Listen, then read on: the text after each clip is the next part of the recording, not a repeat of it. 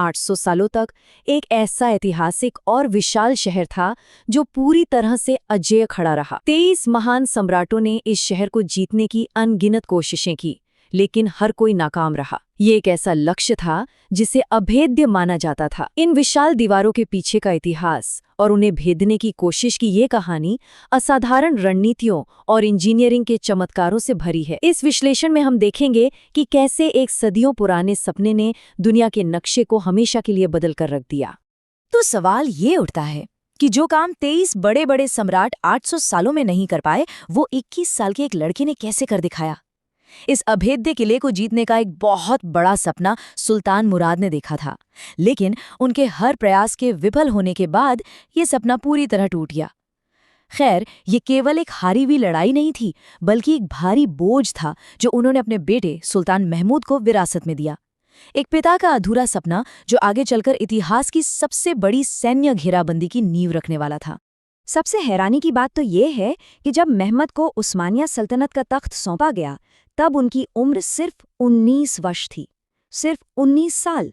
इतनी कम उम्र देखकर यूरोप के सम्राटों ने तो बाकायदा जश्न मनाना शुरू कर दिया था। उन्हें लगा कि एक बच्चा उनका क्या ही बिगाड़ लेगा। यहाँ तक कि उनके अपने वजीर आजम खलील पाशा भी उन्हें गंभीरता से नहीं लेते थे।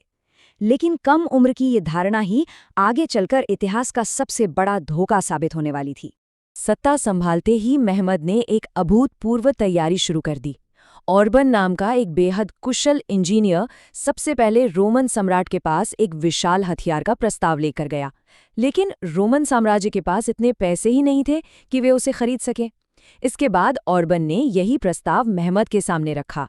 बिना किसी हिचकिचाहट के महमद ने उस तोप के लिए 10,000 डुकाट्स यानी मांगी गई हर एक कीमत चुकाने की तुरंत सहमति दे दी। इस तोप का निर्माण कोई मामूली काम नहीं था।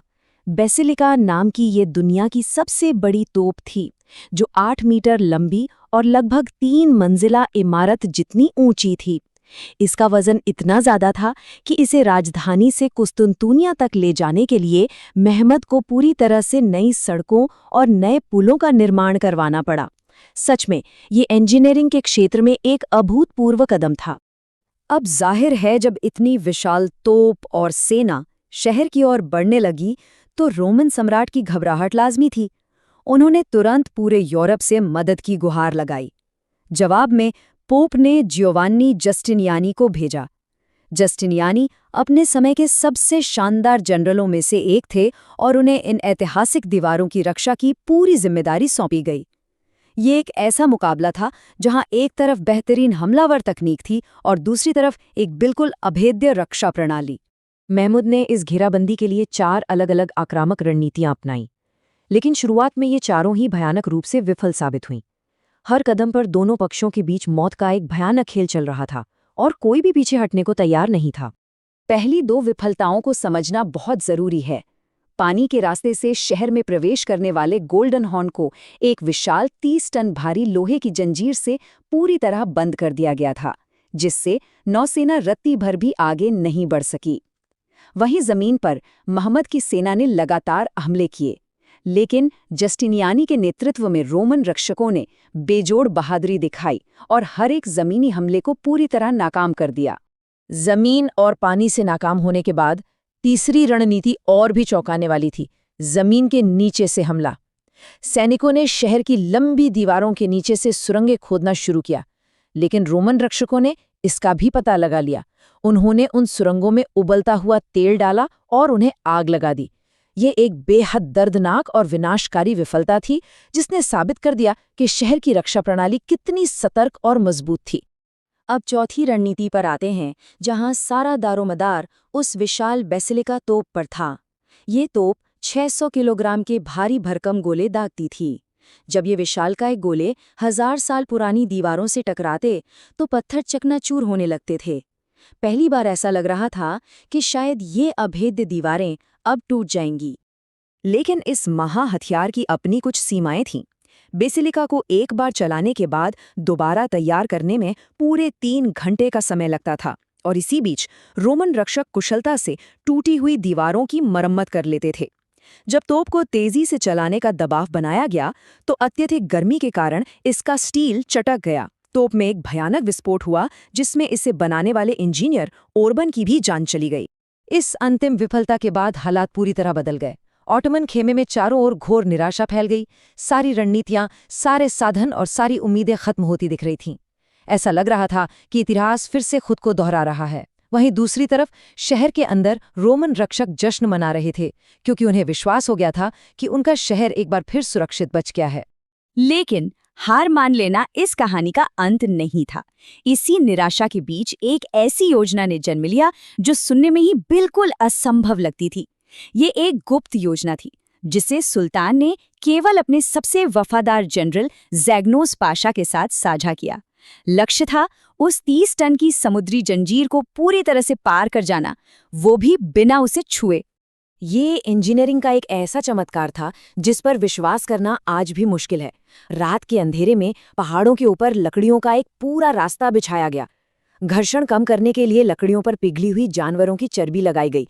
और सबसे हैरान करने वाली बात ये थी कि तोपों की भारी गोलाबारी की आड़ में, ताकि निर्माण का शोर छिप सके, जहाज़ों को बैलों और हवा की मदद से पहाड़ों के ऊपर खींचा गया।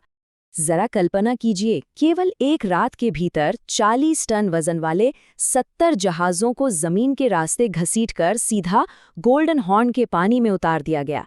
ये एक ऐसा सैन्य और इंजीनियरिंग कदम था जिसके बारे में उस समय दुनिया में किसी ने सपने में भी नहीं सोचा था। इस दृश्य ने रोमनों को मनोवैज्ञानिक रूप से पूरी तरह तोड़कर रख दिया। अगली सुबह जब उन्होंने गोल्डन हॉर्न के अंदर दुश्मन के जहाज़ों को देखा तो उनका मनोबल गिर गया। उन्हें 1000 साल पुरानी एक भविष्यवाणी याद आ गई, जिसके अनुसार शहर का पतन तब होगा जब सम्राट का नाम कॉन्स्टेंटाइन हो और उसकी माँ का नाम हेलेना हो। और संयोग देखिए, उस समय के सम्राट और उनकी माँ का नाम बिल्कुल यही था। इसी मनोवैज्ञानिक टूटन के बीच अंतिम और सबसे निर्णायक हमले का वक्त आ गया। अपनी सेना में अदम्य साहस भरने के लिए सुल्तान महमद ने ये ऐतिहासिक भाषण दिया। उन्होंने स्पष्ट कर दिया कि पीछे हटने का कोई विकल्प नहीं है, या तो जीत या फिर इन दीवारों के सामने निश्चित मृत्यु। इसके बाद जो अंतिम लड़ाई हुई वो बेहद अराजक और भीषण थी। दोनों तरफ से जबरदस्त बहादुरी दिखाई गई। लेकिन जब रोमनों के सबसे बेहतरीन जनरल जस्टिनियानी गंभीर रूप से घायल होकर पीछे हटने को मजबूर हुए, तो रक्षा प्रणाली कमजोर पड़ गई और आखिरकार 800 सालों में पहली बार उन दीवारों पर उस्मानिया का झंडा फहरा दिया गया।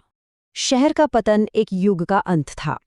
अंतिम रोमन सम्राट ने भागने से साफ इनकार कर दिया और अपने सैनिकों के साथ कंधे से कंधा मिला के लड़ते हुए वीरगति को प्राप्त हुए। उनके इस सम्मानजनक अंत के साथ ही लगभग 2000 साल पुराने महान रोमन साम्राज्य का हमेशा के लिए पतन हो गया। शहर में प्रवेश करने के बाद सुल्तान महमूद को एक नई उपाधि मिली, फातेह, जिसका अर्थ होता है विजेता।